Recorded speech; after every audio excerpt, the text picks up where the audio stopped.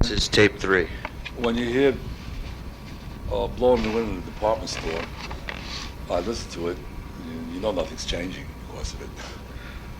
And when you hear turn, turn, turn with the birds in the department store, nothing's changing either. So Pete still thinks he can change the world by encompassing with love rather than with hate. And meanwhile, he's a very talented guy who's never really gotten the credit for writing all the songs that he wrote, because there's other people that sang his songs. Now, if you think of the songs of the 60s, he wrote songs that are as well known as Bob Dylan. He wrote songs that are more well known than Phil Oakes' songs are. Some black comic in the village making fun of black people who were fighting for freedom.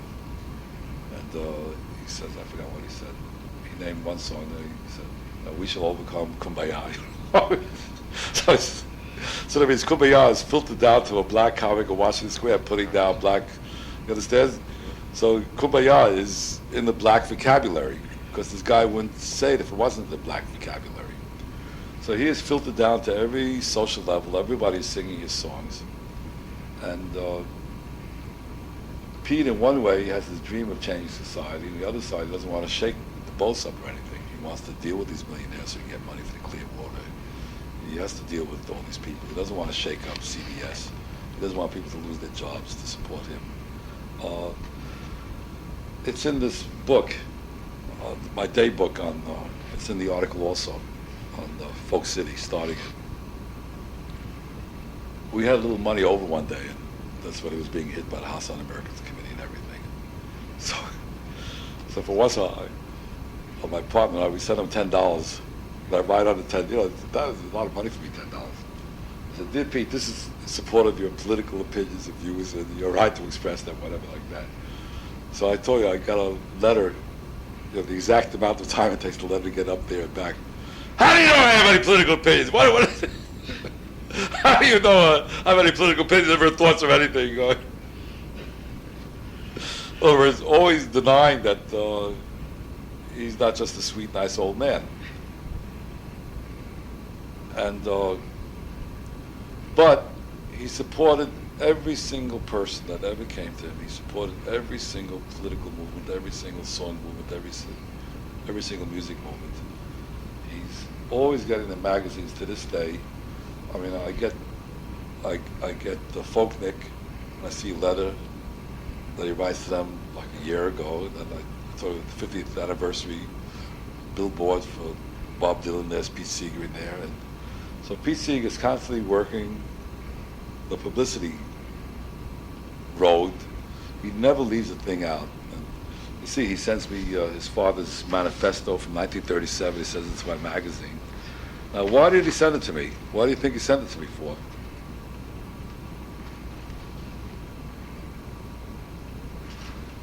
You're not answering. Why did he send it to me? Well, I don't know. What's your... No, I mean, all of a sudden, out of space, I got a letter from Pete Seeger in '87, which it says, edited in Xerox in 1987 by Pete Seeger, his father's statement on folk music from the 30s. Now, if you read that, Michael's not reading it. Yes. I say one thing here. I don't remember. Music as any art is not an end in itself, but it's a means of achieving larger ends. To make music is the essential thing, to listen to it is accessory. Music as a group activity is more important than music as an individual accomplishment. Every person is musical, and music can be associated with most human activity. The musical culture of a nation is to be estimated upon the extent of participation of the whole population rather than upon the extent of the virtuosity of a fraction. And he goes on and on and on.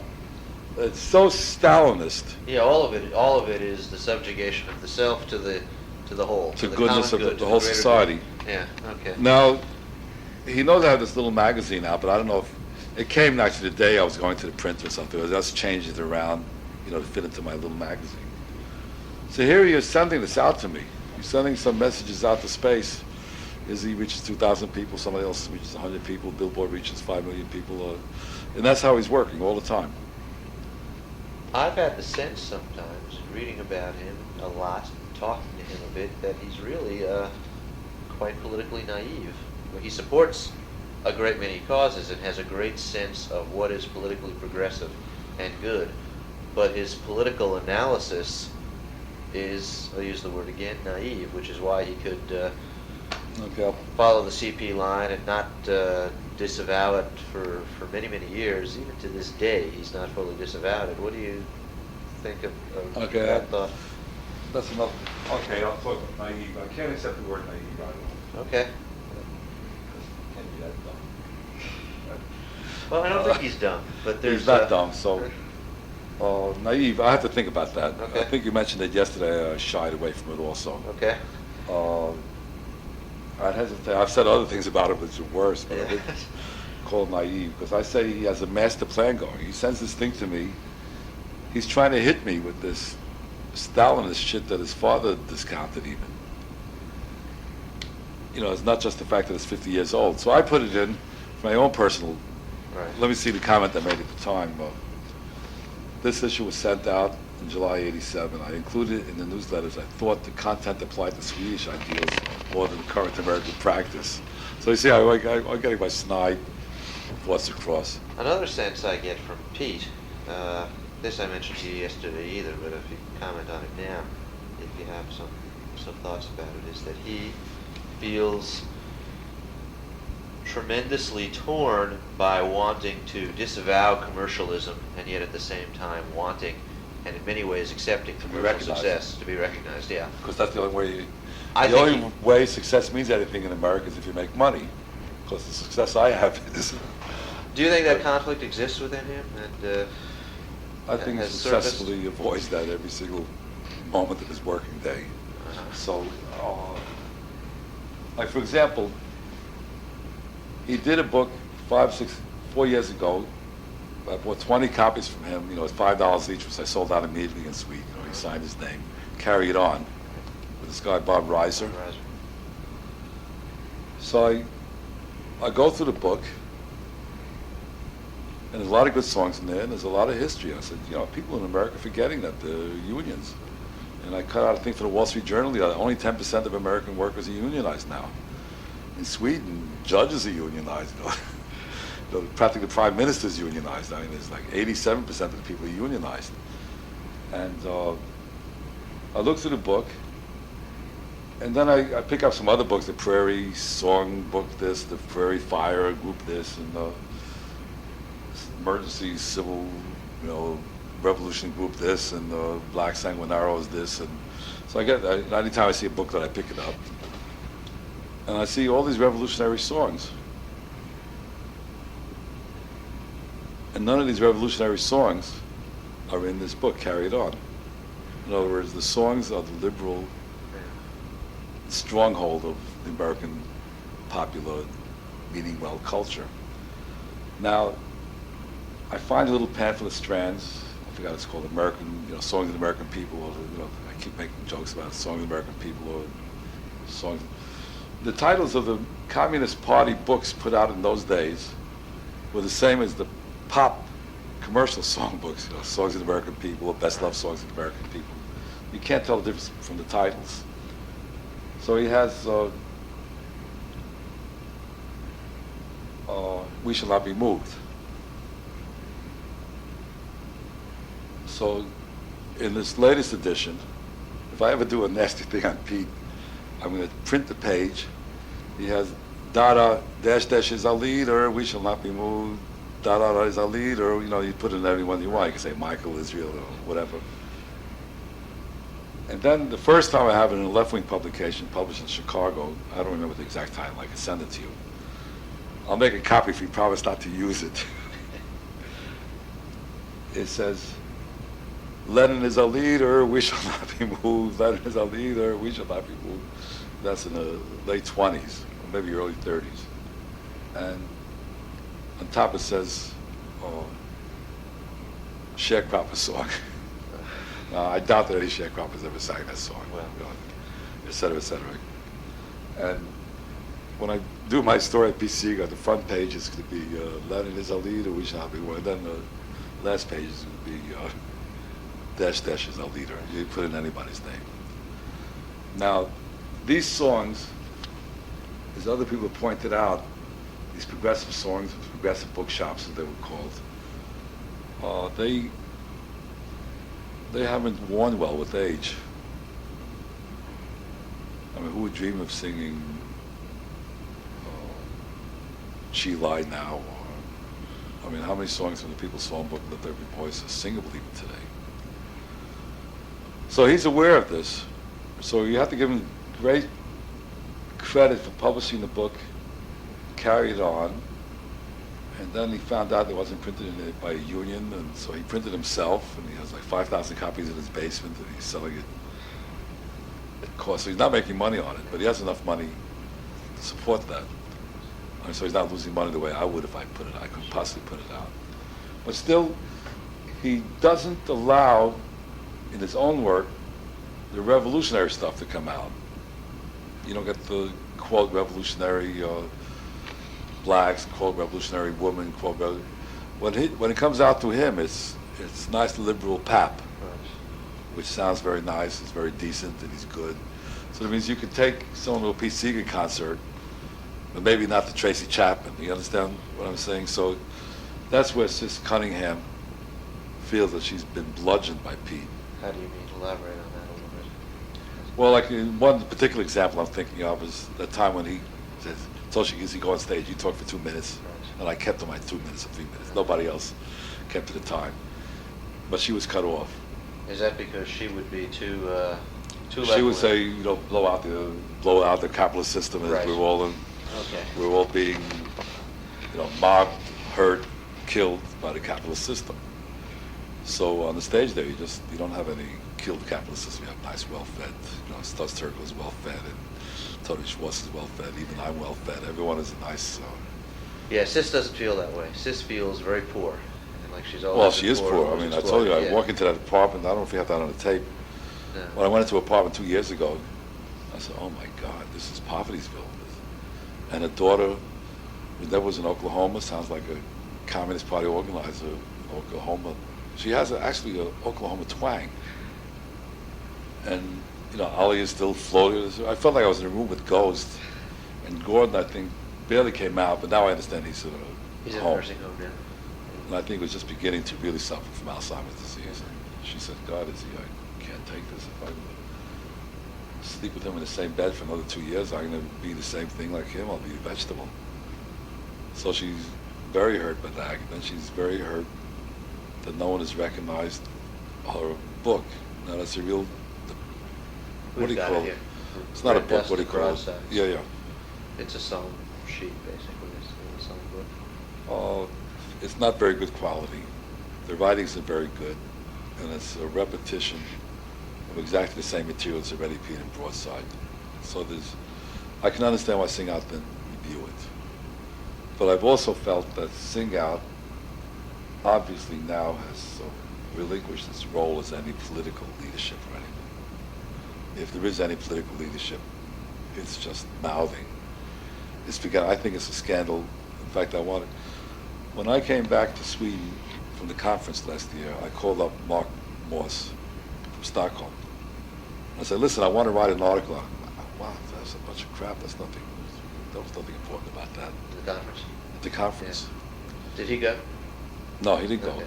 He was supposed to have gone, but he didn't go. And I call up, and as you see, I don't write very often to Sing Out. I felt inspired, fired by it. And he said, no. He said, well, I said, look, just tell me yes or no. Do you want it or you don't want it? You know, get this answer, cynical, unhappy, miserable, old. Just tell me yes or no. He says, well, you can write it and I'll read it. And I said, does that mean you don't want me to write it? I didn't say that. I just said you can send it to me. And then you can see I pushed him again. And said, well, I don't think it was very impressive, all the people that were there.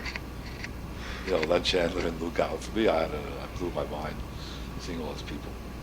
And so then I felt that this guy is just playing the liberal game. You keep putting out the songbooks and more songbooks. And I wrote to Pete a few weeks ago that it's just an information terminal, not more. Now, I want to write again for Sing Out, and I've learned more information on this trip than in a long time. None of the stuff I've learned in this trip is in the book, is in Sing Out. In other words, it's a scandal that Ron's project, the book isn't written about. It's a scandal that putting out the 6 CDs in Germany is another scandal of labor history, labor songs. And I've written to, I got the proposal, I've written to Ron that you're really going to have serious problems because what you have to do with these labor songs is what Harry Smith and Alan Lomax did with these commercial recordings. You got to put out something which holds up, which is good. And a great deal of that stuff is crap. I don't know how much you've listened to those. I haven't listened to a lot of it. It's very obscure stuff. You have listened to a lot of it? I have not listened to a lot of it. Some of it I know, a lot of it I don't know. But have you heard any of it? No. Well, yeah, I've heard like some the of Almanac it. Singers? Yeah, I've heard some of it. How can you?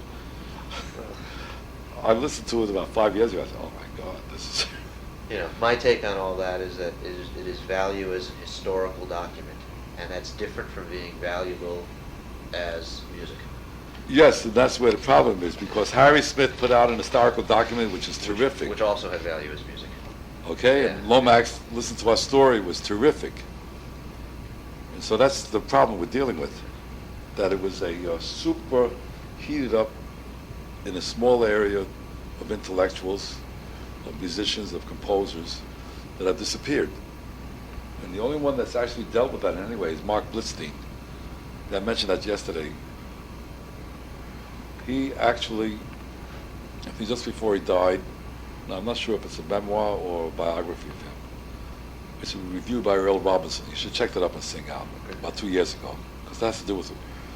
So he praises Mark Blitzstein for indicating the problems with the musicians cooperative and all those things in the 30s and 40s. But he hasn't written the fucking word himself. And I told you when I came back from the conference last year, I go up to Leventhal, this is like my duty, my mecca, and Pete Seeger's there, and he's sitting right next to me like you, and I tell him, listen, you haven't told your story, Alan Lomax, listen to our story. Earl Robinson hasn't told the story, your father hasn't told the story. None of you people have told your story. When are you going to tell it? Oh, I got to go out with this invisible chorus in Harlem. You had said to me that you'd said to Ron Cohen, you've got to ask Pete the hard questions. Right, yeah. What are the hard questions? What do you see as the hard questions that Pete needs to be asked? How the Communist Party influenced the folk music of the group that he was with. And there's not a word about that. I understand that Guy Logsdon was also with these people. Yeah. And he had that was the best part of the conference, being driven from Bloomington, Indiana to Indianapolis to get the plane to Chicago. And we became friends, and I really loved the guy. And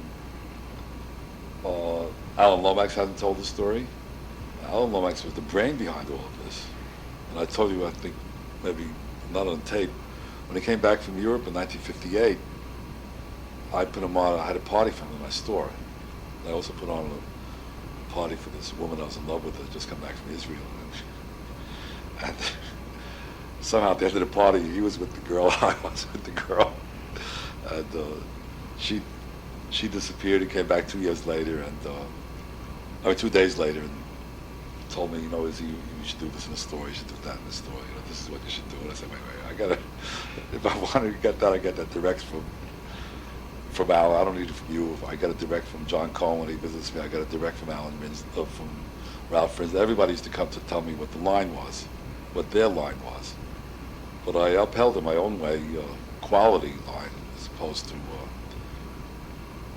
name line. So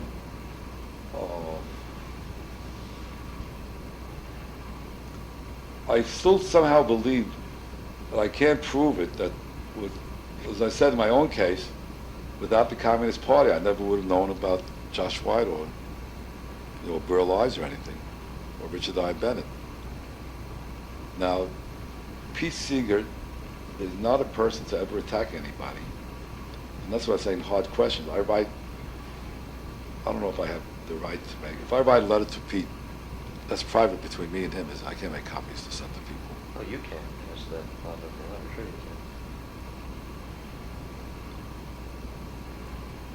can. Go. You can choose whether your communication is private or public. Yeah, okay, so, well, when I'm writing to him, I'm writing actually to a theoretical public 50 years from now. Yeah, right. I mean, I'm aware of that. I can't say I'm not aware. When I wrote before, I wrote naturally, but now I'm aware. At the same time, I'm having natural feelings. I'm also writing to somebody 100 years from now, Yeah.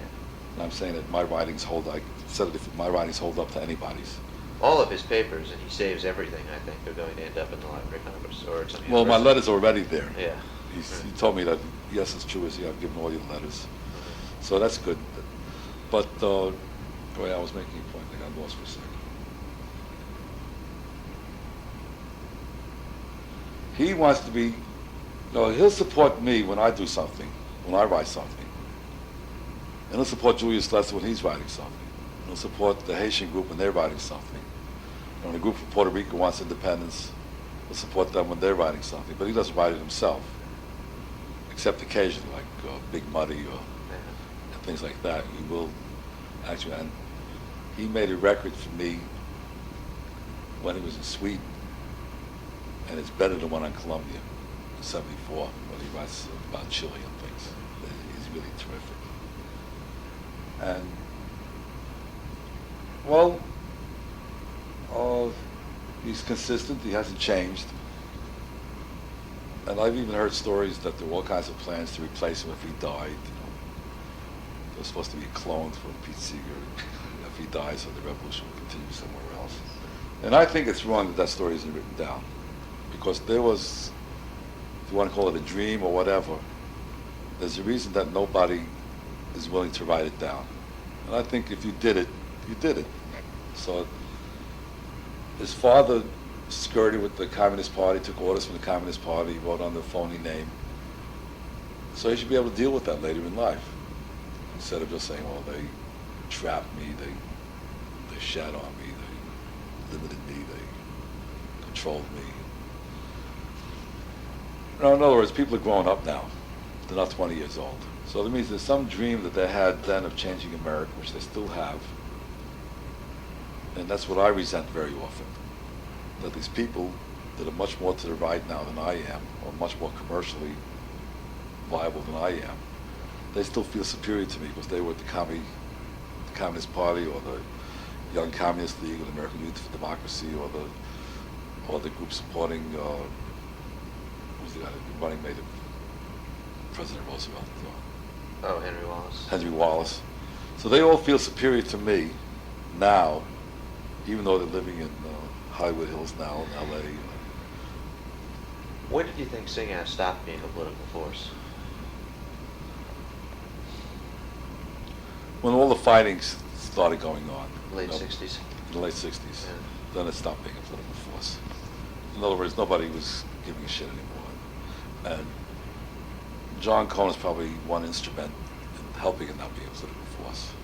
By pushing his particular line. Because of his lack of interest in that direction? Well, he writes about McGinn, the Birds, that he's writing about Dylan. So he was saying, look, Izzy, if we're getting these people to use folk music, that means that's how we're reaching the people instead. When actually what he was doing was getting a little glory for himself. And Paul Nelson was also going to widen the magazine in a different kind of politics. The story of rock music has gone nowhere. I even said at the conference, the last I heard of him, he was a proofreader for a Jewish newspaper in Manhattan, which I said was a vengeance of the Jewish gods. I mean, this guy could be more straight Christian than he was. He even fell in love with a Jewish woman in New York that killed his first marriage and destroyed his life ever after.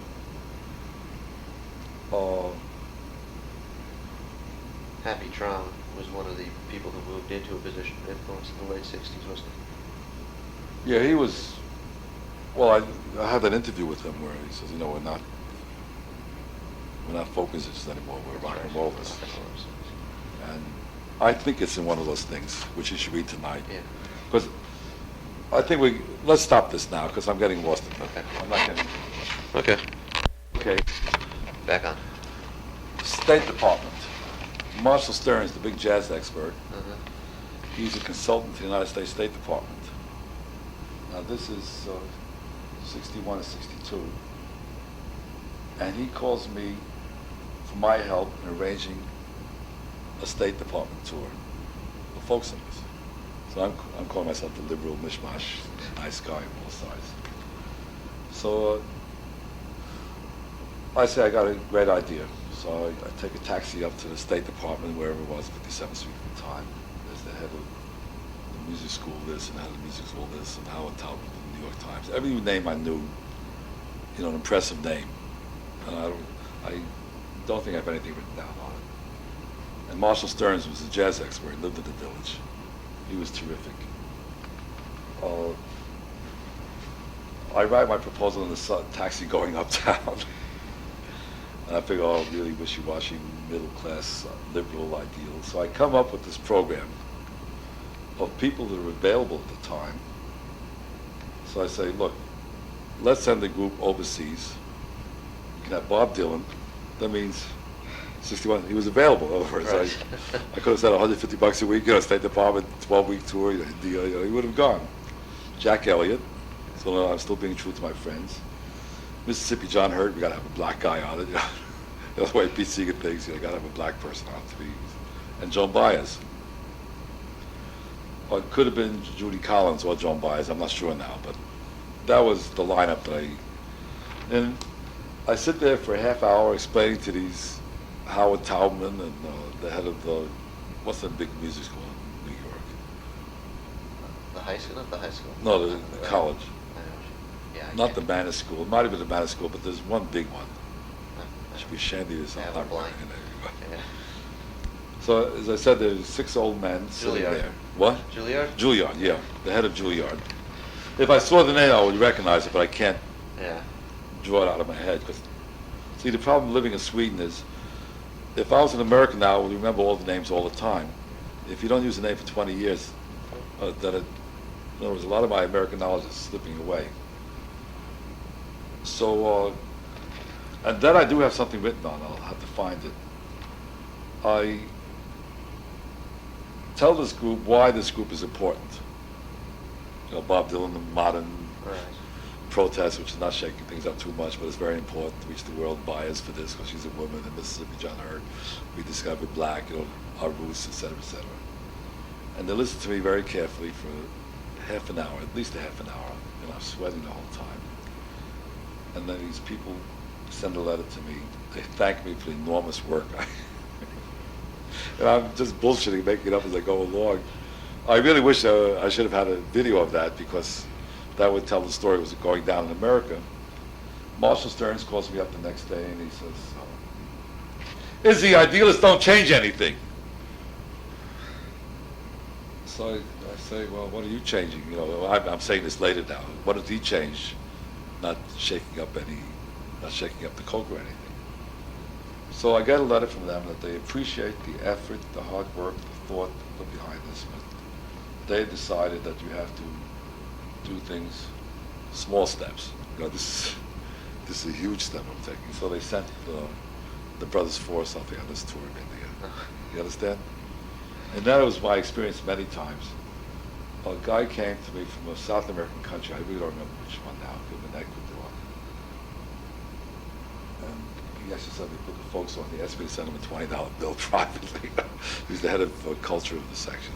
So I gave him a list of names equivalent to this, or records to buy. So he also wrote a letter to me thanking me, and this is around the same year, before I moved to 63. And he said, dear Mr. Young, thank you for the list of records, but we have bought 14 records made by Kingston Trio and Peter, Paul, and Mary, because we had to start things in small steps, So I said, small steps, There's no steps left after the Brothers Four and things like that. So his question to me burned me at the time. Ideals doesn't change anything. So I said, what are you doing that's changing anything? In other words, he was just going along with everything going on also. Okay, Frets and Frails. When Irwin Silva finally works out with me to write, it took 10 minutes to work it out. I said, you don't edit, don't change or anything. What I actually did, until the last day I didn't trust him. I knew there was 37 characters to a column. I would write it out and I forgot there were, I don't remember how many lines there were, 47 lines. He would get 47 lines or 51 written out in 2 columns, and he never had to edit it. Maybe once or twice he had to take off a piece, but which he was sent to me. So I did that in self-protection to the last day. And then my column became so popular that somehow, when I'm writing, I'm serious. I don't kid around when I'm writing. That I try, now the magazine is coming out 5 or 6 times a year. I'm aware of the process, which I was talking about with Moash. He said, look, Izzy, when we made a film, when they made films in the old days, that film didn't come out until 2 years after they started it. And they had to figure out what was happening in the world so that that film that wasn't coming out for 2 years would still be current, contemporary. Well, actually, I had the same feeling when I wrote my article, that I have to write something that's going to hold up, that's going to be important. And I want to be up to date. In other words, I want to be ahead of the New York Times and everything else, and Bob Shelton, even though I'm coming out only 5, 6 times a year. So I would wait till the deadline, then after the deadline, then another week, and then Sybil would call me up, and I said, Izzy, we gotta have it. I'm not getting paid, except sometimes I get a free ad or maybe some free magazines. And then one day he said about 4 or 5 times he sent me a telegram, Izzy, please, you gotta have it. Then I would sit down by the machine and pull out my scrapbooks and write it out. So in other words, I was very aware that I wanted to keep up, and the fact is that I was ahead of everybody at the time. And the name Frets and Frails, I thought it was a dumb name, and it didn't mean anything to me. And he said, look, Izzy, it's you that will make the name mean something. You know, if you write something interesting, people will look to Frets. Did you name it, or did Irwin? That was Irwin's name. So I didn't like it, actually. But then if you notice, in the beginning, there's no photograph, or maybe it was a tiny little photograph. Then it's a large. Then in the '60s, when the magazine was becoming commercial, there's a big photograph of me. So I was really the star reporter. I actually was. Folk music guide. Now I start writing for Sing Out in '59, and somehow something bugs me that there couldn't be something in Sing Out. I think at that time when I started, it was 4 times a year. So I dreamed up this idea of a Folk Music Guide USA. You can see there's Woody Guthrie in there. And I said people should know everything that's going on. So if you see in the back, Kingston Trio of Ice to Beat, reporters, everybody, Folkways, everybody realizes that there's it's viable, economic to get around. Now, I told you that I charged only $1 for 10 issues a year, which obviously couldn't pay for itself. And when I looked at it before I came here, I just got it back a few weeks ago. I mean, the complete thing from Ron. The meaning of this. And the meaning of this is I was extending the word folk music tremendously. Because before me, there was only 20 people that sang folk songs. Josh Wise, Cynthia Gooding, names I've named several times. Yeah. Including David and Ron, because I liked them, but he wasn't on that, the 20 list. And Jack Elliott wasn't even on the list. In other words, it's just the oldies, Josh and Burl, Richard I. Bennett. And I am extending that list. Now, if you look at that list, there may be 10 black people on it, or groups. In other words, like the Gateway Singers, or Golden Gate Quartet is in here. Now, the only reason I know them is because they were commies playing for the Communist Party that Pete Seeger was supporting. So in other words, the only black people on that list are not black popular singers, not black blues singers, not black jazz singers, just the stuff I found out through protest movement, or it was accepted by the white market that was. Now, the point I'm making is that now writing this, I'm also putting out an extra little newsletter with last minute information, more local information on New York City. The point I just want to make is that I couldn't continue this a year later, because then I would have had to have a staff of 6 people blocking in 300 or 500 different singers. So this is actually predates the explosion of the folk music interest in America. And then there were a lot of competitive magazines, mostly edited by Robert Shelton. He actually once said, "You motherfucker, Irwin, I'm going to go in competition with you. You better watch Total Line, or also I'm going to do this other thing." And he had this Hootenanny magazine. Hootenanny magazine, it lasted 3 months or something? Something like that. Then there was another magazine I wrote, some baby magazine for teenagers or There something. was something called Folk Music USA, wasn't there, or Folk Music America? Yeah, there was something else that came out, in which I pointed out somewhere, in my own self-defense, that in 1965 he writes, "We are in America. We should not listen to the Beatles, because that is un-American. We should be listening to the Kingston Trio." This is who? Shelton? Bob Shelton writing in an editorial in one of these magazines. That's why I like to get. These magazines are selling now for $100 each, $150. You can't believe it. Yeah, hard to find. And I had them all, but I've lost them. And so here he is plumping for Kingston Trio. In other words, that's what the commercial line is saying. And I wrote in Sing Out, you'll see it tonight, that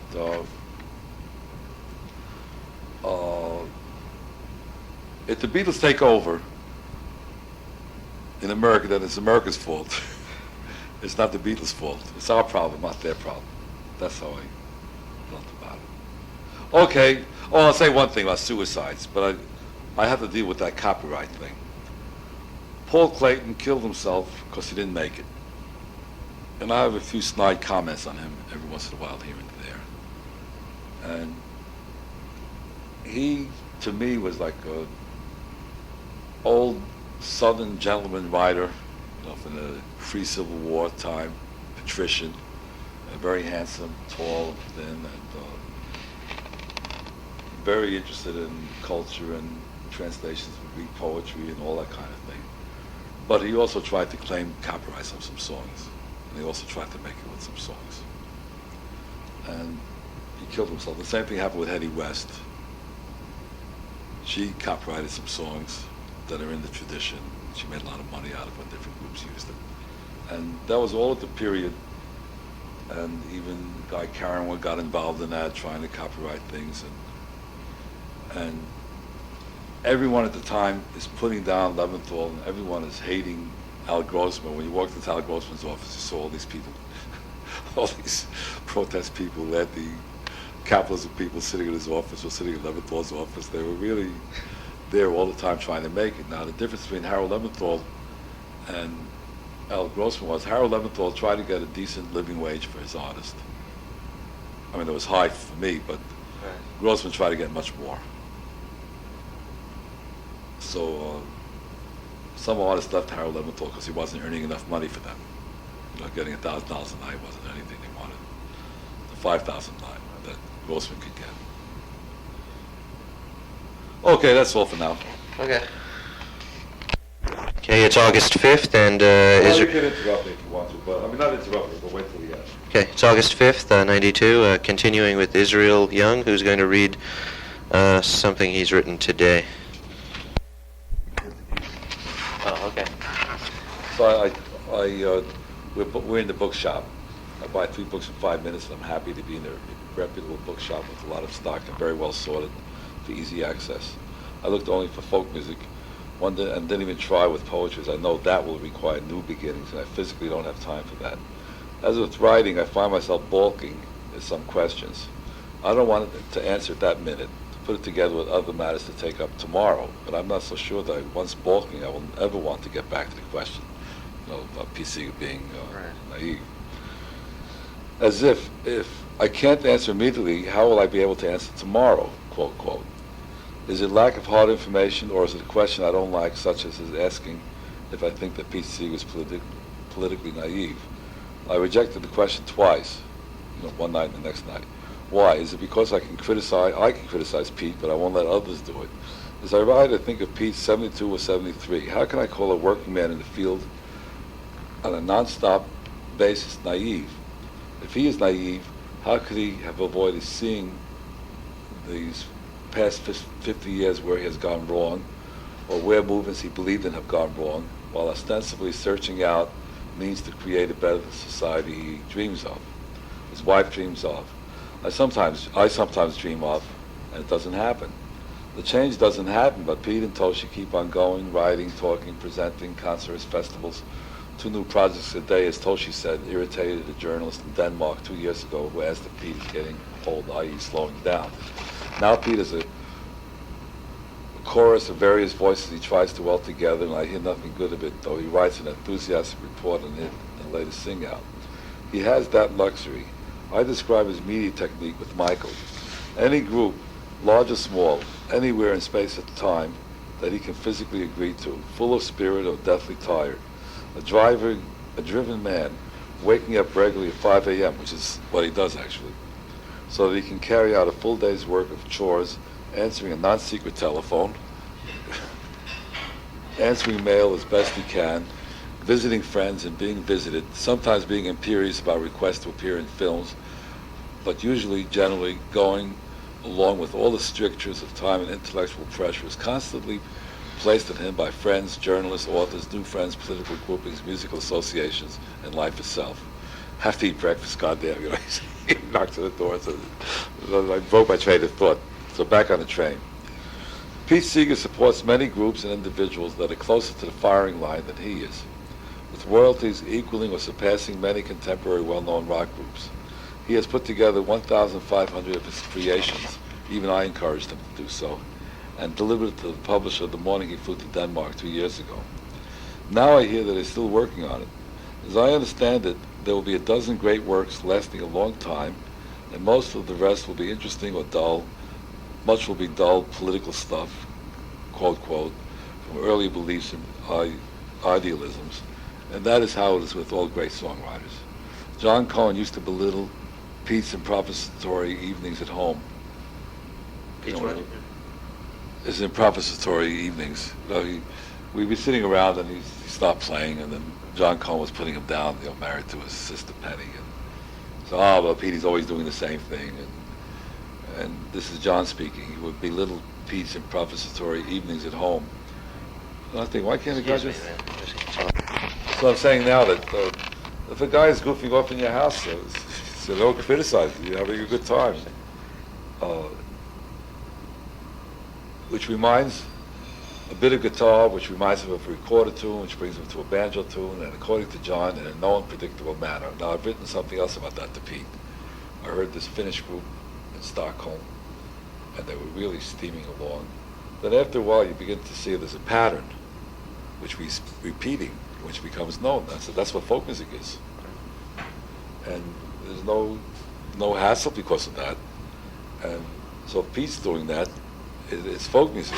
And then I wrote to Pete, well, when you really get into Mozart, it's also repetitive, and you can see the pattern, and you begin to see, before it happens, these little changes like these Finnish musicians of Mozart.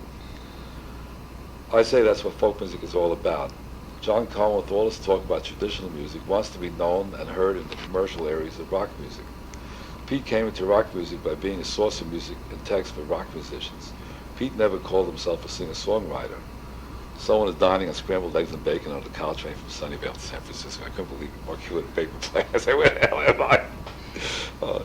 He, more than anyone else, and unlike most, if not all the other singer-songwriters, sang songs he liked, written by others, amateur or professional, at his concerts. Who else would tape a new song on the microphone, as I've seen him do many times? He does understand the folk process, as encouraging, and I'm thinking about his father's statement made 50 years earlier, 55 years now. It's not important, but everybody has to be musical, not just these great geniuses. He does understand the folk process as encouraging others to create as well as he can. He can introduce a singer or a song, but then the normal commercial processes take place. In other words, hey, I heard this song today on the radio, I think it's a great song, listen to it. And then it's out of his hands. It's the normal capitalist process we're living in. He believes, as his father, read the thesis of his father, 1937, reprinted my newsletter, 1987, sent to me by Pete, without a covering letter, asked me to publish it. I published it, understanding, I'm trying to explain now how Pete works media-wise. I published it, understanding that Pete thought it was important, and I felt that it was historical to do so, culturally important, as Michael repeated. I don't like that word, but I picked up on it now. uh, uh, that it was historical to do so, culturally important, as Michael repeatedly says. That's why I said. How was force applied to me? How did Pete Seeger reach me 4,000 miles away in Sweden, reaching out to the last embers of the flaming world we know and live in? Pete Seeger sent something else he knows, quote, will reach the editor of Broadside Magazine, New York City, or Billboard Magazine, Trade Paper, or The Folk Thing, local San Francisco, and 100, even 1,000 other weeklies, dailies, radio shows, TV shows, schools, all to be touched by encouragement, as well as a message encoded in all the works of Pete Seeger, world person and individualist. When he came to Stockholm in 1974 to do 2 support concerts for me, I thought to make it easy for him and less demanding and more fun to play with musicians from the Stockholm area, because he said, I like Sweden better than America. It's easy to be alone here, private. I like the Swedish Spelman's music. It's really great, and I should be here with you. And so I say, okay, well, listen, there's a bunch of kids here. I got some old people here. Let's have a party on the stage. So I'm a schmuck. I'm thinking to make it easy for him. I shouldn't think. In other words, I'm thinking him also as an old man doing me a favor. He's only like 60 at the time. He never said yes and no, but worked hard on his program of 22 songs. And Toshi writing down the credits for music rights. That's what she's always doing backstage. The concert wasn't arranged professionally enough on my part, but the radio crews helped out, as people always managed to help me out.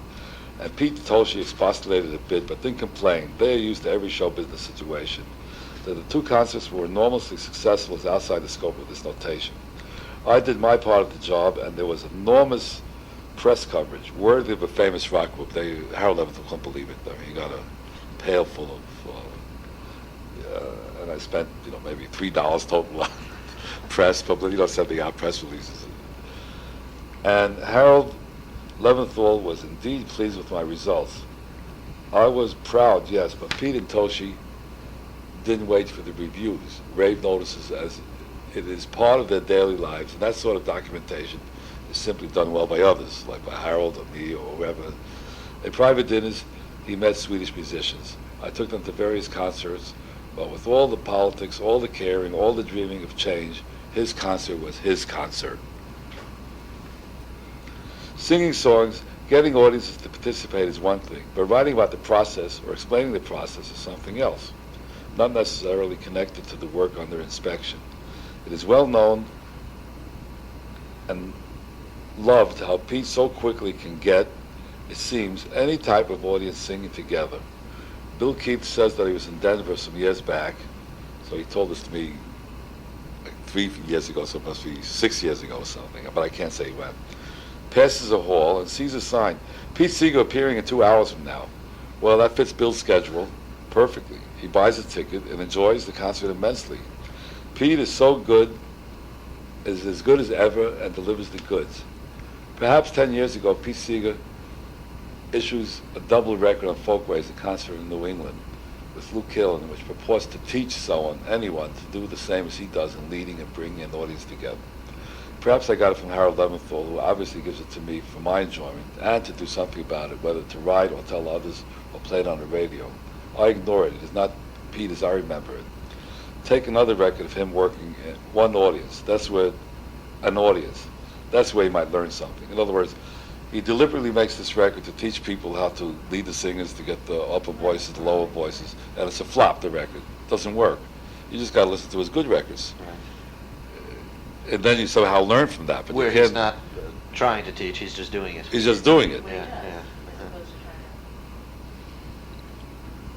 Take another record of him, quote now, working in audience. He's just like Frank Sinatra or anybody else. That is where you might learn something, to see him on the spot. Now, don't ask me how I can write this stuff down without editing. And I never change anything I write when I write.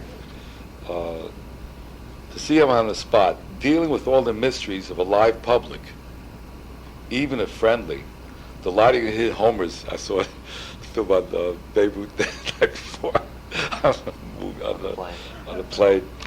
Well, but it's true though, delighting in hitting homers to right field, left field, even doing a bunt or sacrifice to keep the whole thing moving. For once you start a show, there is no stopping or retracing. the rules of an appearance on stage at the train wobble, the rules of an appearance on stage apply, not politics or theory. Just the public that wants to be entertained, no matter how savvy they are, politically correct as they say these days, or hip or mildly square, is everybody as is humanly possible. Or as everybody, meaning with Pete's idea of everybody, we're together. But I'm saying at the same time, everyone, we're all together, but he's the one that's an individual, and he can't escape that. How many I've met that scoffed at a Pete Seeger performance, studied, worked out with all the improvisation, a part of a greater musical plan, also outside the scope of this notation, because I'm talking just about Pete. I always say, is it a good record, a video, a good article? Most of what he has written in a sing-out column will not have lasting importance, other than his attempt to include everyone in the world as a musical, political organism, independent, proud, and struggling. Tenaciously, Pete Seeger holds on to all his labors, his intellectual property, as it's called today. I saw this thing yesterday, this thing going out to 180 million people is called intellectual property. I say it's robbery. IBM, this information should be for the whole world. How do you control mass media, which now reaches 2 billion people at one time? So Pete doesn't want to control that. Tenaciously, Pete Seeger holds on to all his labors, his intellectual properties, it's called today. He is true to Sing Out magazine, and it is the house that Pete Seeger built. I'm thinking, Babe Ruth built the Yankee Stadium. The magazine gets first choice with his material, but he's also ready to publish anywhere else, anytime, while he loves the little public that loves him. As this love goes on, and sometime his works reach a larger world through the work of others, and he's proud to hear his music on the radio or TV. At the same time, he wants to dispense the music of others. He also always disperses his own music. It is hard to separate the person Pete Seeger from his theoretical desire to have music belong to everyone, but appreciation in our society is shown by sales. Respect for one's work comes from sales, so he can never loosen himself from the mammons and gods of the music industry. The world as it is, he cannot do anything else except to attempt to place good music of his own, instead of the crap music that's around, so he's trying to put good music on, and others on the public market. He can hope for desired effects, but once on the market, it is out of his hands anyway. The point being that Pete Seeger has tried longer, in fact forever, to hold his idea of the function of music clear in his mind as a function of bettering society. Well, how's that? This is the end of this tape. Or actually the end of side A. I'll flip to side B.